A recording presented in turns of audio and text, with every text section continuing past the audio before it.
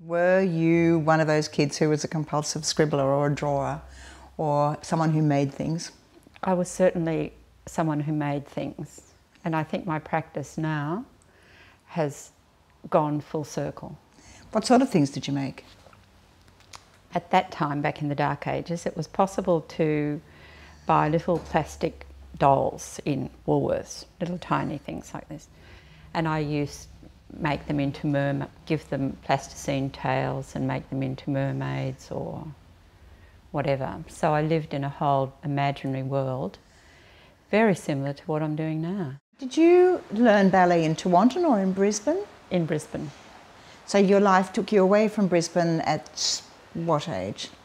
16. Oh, that's the ballet dancer That's eating a the chocolate ballet. cake. Yes. Got it. We were a motley lot. In that first intake there were people like Graham Murphy, Janet Vernon, various people with whom I've kept in touch. This was the first creative outlet you found. Did you leave that behind or did you bring it with you? I did bring it with me, the way a body is an instrument for one's emotions, creativity, tactility, all of that. The first 8 or 10 years of your practice. Right. What sort of works were they? Can you describe them? The scale was literally to do with the body. To make, in fact, however this might sound, lay down on the paper and made a shape relevant, or a triangle, a rectangle, relevant to my own shape. I've seemed to be interested in contained forms. Sometimes when a form is very dominant, it, for me, in a way takes over from an engagement with the viewer. When the eyes aren't the dominant thing, then other senses have to come into play. And there's a work in the Queensland Art Gallery collection which dates from 1988 to 1991 called God's Bones for Nicole.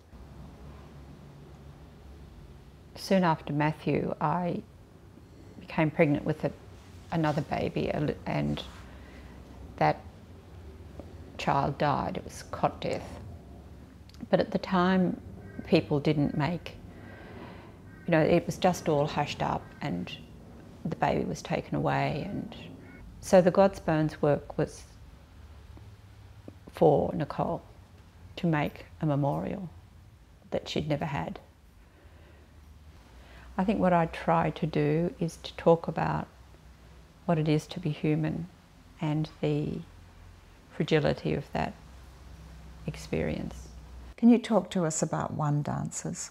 I was wandering around Sydney looking at the antique shops, as I do, and I saw in the window this fantastic mannequin, and that became almost like the reincarnation of Nicole. So I've used her right the way through pretty much. And that first video was with my youngest son, Luke.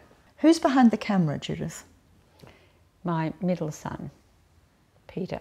I suppose I've always been really interested in primitive art. That's been more inspirational for me than anything else. I've used masks that I've collected until I've run out and have to replenish them. I see that you have a storage issue. Yeah. This is the store. The store. So who have we got in here? A friend, Luke. Matthew had a friend who was a bit of a difficult child. I do remember one day when you said, I've got this new work in the studio, I want you to come and have a look at it. I think you'll think I'm mad, was more or less what you said. So that was Awake. I'd collected a lot of musical instruments, old ones that no longer were functioning. And I was interested in the memory that those instruments held.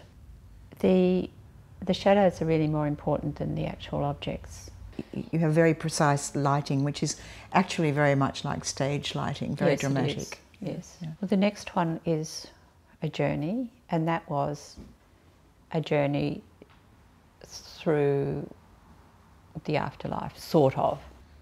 So they were all in little vehicles or Yes, conveyances. they were all in something that was allowing mobility. And what's the third one? The third one is destination, and that's the arrival of whatever one would perceive that to be. You know, I asked several people, when you die, what would you like to happen?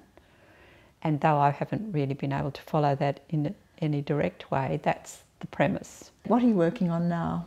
I'm still working on destination. The work is not finished? No, So you haven't quite reached your destination? no, I'm still looking for it.